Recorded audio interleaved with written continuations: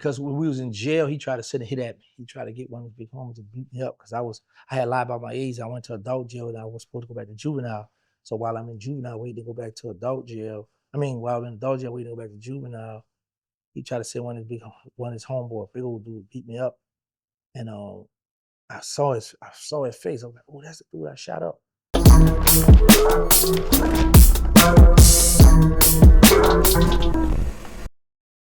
So has there ever been a situation where you missed a hit? No. It was a situation where I hit a dude up and he survived. And I said, I pledge allegiance to my gun. From then on, I was like, next time I pull that trigger, I'm gonna delete him. It was 2 people actually that survived. Yeah, one, when I broke out juvenile, I was talking smack to my homie, Aaron Reese. He was like, yeah, you with, yeah, man. He gave me a Mac 11, went around there, hit a dude up. And he in the hallway, I went to stand over him. This older lady, real beautiful, come out, baby, don't do it. And I looked at her, looked at him, and I ran off. And the crazy part about it, when I got out the feds, this dude I know contacted me, and me and the dude talked. We had to talk because he thought I was, a lot of people already automatically think when you come home, you're going to still be on your bull crap. And Gotcha. I guess he hadn't changed his life. He was on, so like trying to figure out where I was at with it. Because when we was in jail, he tried to sit and hit at me. He tried to get one of his big homies to beat me up because I had lied about my age. I went to adult jail and I was supposed to go back to juvenile. So while I'm in juvenile, waiting to go back to adult jail. While I'm in adult jail, waiting to go back to juvenile, he tried to send one of his homeboy, big old dude, beat me up. And I saw his face. I was like, oh, that's the dude I shot up. Because I didn't know the dude.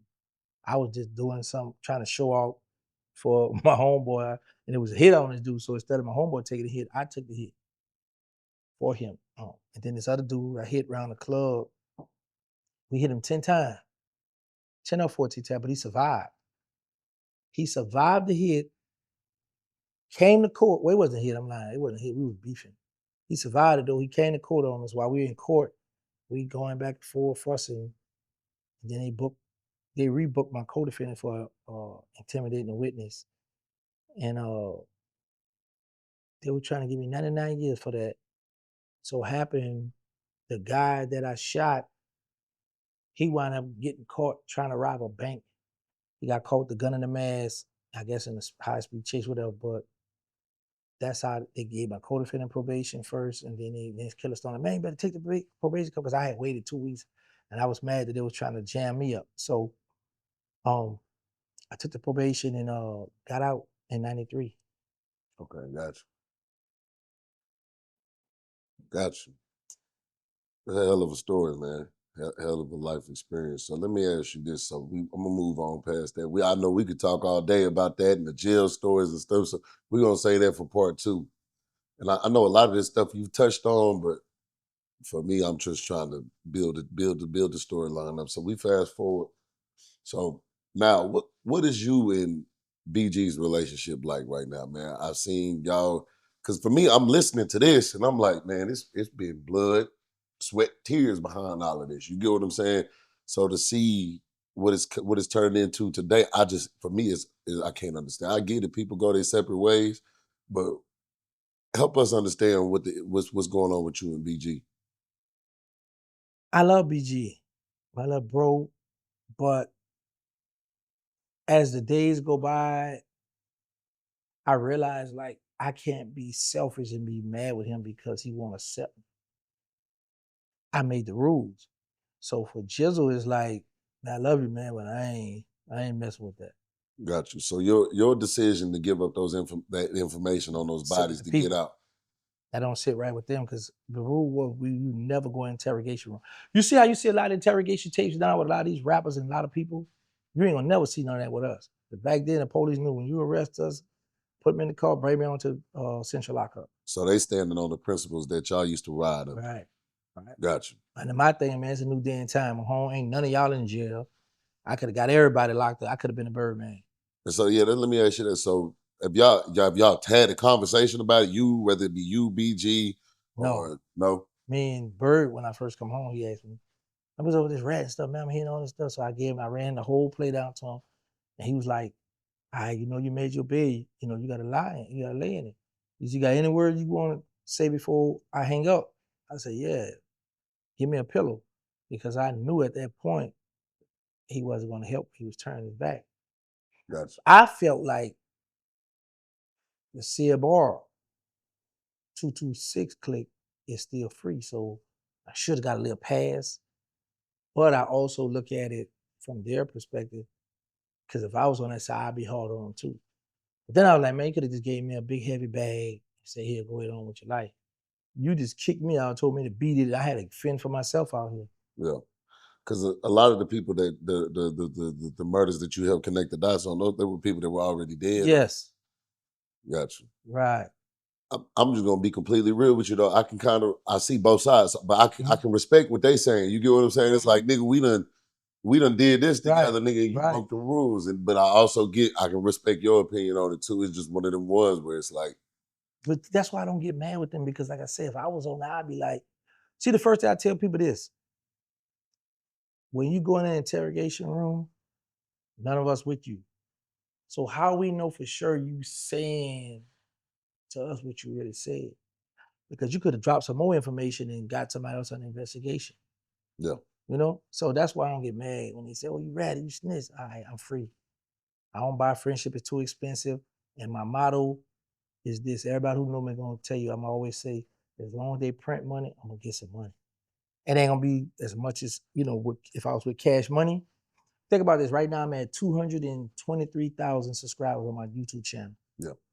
So I built my channel from the ground up on my own. Now, had I had Birdman, BG, Juvenile, Turk, Wayne, cosign, I'd be at 1 million by now. I'd be making 50,000 easy a month. So you don't have a relationship with any of them. You No. ain't spoken to none of them outside of Birdman when you first got. No, I don't much know Juvie, none of them number. Me and Juvie got a little situation right now. He don't respond to me though, because I'm gonna go crazy online. But yeah, he did some sucker stuff. So this is the situation with me and Juvie. When I come home, this guy reached out to me to talk to the youth, because I have a nonprofit. So he told me, he said, yeah, man, I reached out to Juvie because we was doing it in New Orleans. So but I couldn't go to New Orleans at the time. So I used to do mine on the screen, on that little thing. So he said, man, I reached out to Juvie. Juvie told me, man, he don't feel comfortable talking to the children because he a gangster. He's still in the streets or whatever. I'm like, what? Juvie said that? All right. That's not the Juvie I knew. But things change. So we went on with the little event and it was successful. A few years later, I see Juvie taking a picture with the police chief, a female. So I make a video about it. Well, hold on, he couldn't talk to the children because he felt it is here, but he take a picture with the police. So there's a podcast that I used to go down there and talk on. And we used to film in the same studio where Juvenile recorded at. So Juvie tell the head dude, hey man, Gangsta beefing with Ripper and be coming over here, man. And so the dude looking at it like, this Juvie. He record his music here so we make our money, whatever. So it trickled down to the podcast dude, look, man, Gangsta can't come over anymore. So the dudes told me what happened. I'm like, man, that's some sucker stuff to do. So what happened, me and Ripple made men. So now what's the problem? So at that point, I'm like, I don't need to come over there. Y'all be interviewing me over there. I don't need them. That's how I made the rooftop famous in New Orleans at the hotel, So we started doing videos up, interviews up there. And look better, you can see the skyline, you can see the city. You know what I'm saying? So, it came out good for us. So that was a situation with me and Juvie. But Juvie never addressed it. He never answered me because they knew I'd be looking for opportunities like that. Because when Jizzle came home, called me a rat, me and him went at, I made $18,000 on Jizzle that month, dissing him. Yeah. So I look forward to the online beef. I can dig it. Yeah. So it ain't never gonna come a day where all y'all sit down and clear shit up. No, because think about this. I've been home 4 years and like 4 months now. Gotcha. The older I get, the stubborn I get, or the older I get, the more I be like, you know what? It ain't worth it no more.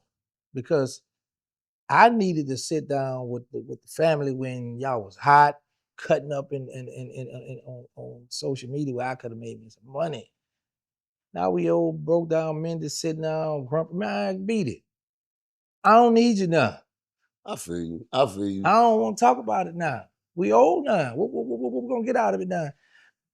Things change. The youngsters run social media right now. Yes and no. I'm gonna say this. No, I'm gonna say this again. The young people run so. Let me tell you why. You know, back in the day when Wayne and Juvie was coming up, the big wig, the Universals, all the big machines, they the one dictated who was gonna be the hot artist. Radio play, beating the people over the head. No. So now you got people hard listen to the radio now. So now you got the youngsters on social media. They gonna decide who gonna be the hot artist now by playing the music. No. It's the youngsters running the world, running this stuff now, bro. Social media. I got you. And I got now you. us old heads, we still gotta live like me. Like I might say something. You got some of the little hood gangsters get online and be like, "Oh, hey, you forfeited that. You ain't got no right to speak on this. You lost that right and da da da right."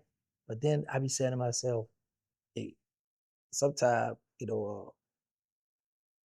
we need to think before we speak. We need to think 3 times before we speak because if I forfeited this or everything I did is null, void, whatever they want to say is no good, is out the window. 2 things. One, tell the victim's family and all my other ops, oh, he a rat now, don't attack him now, because that don't count no more. And number 2 is, why you commenting under my comments Yeah. if it's over with for me? I get so many youngsters' attention, bro. I might say, man, y'all country, y'all slow, y'all dressing, y'all, oh, hey, you don't know, they be going there. I'm like, all right, now you know who I am, your friends know who I am, and I'm about to get some of your followers now. So you just playing the game. So Of course. I know one person that you kind of be having some go back and forth with, OG Murder.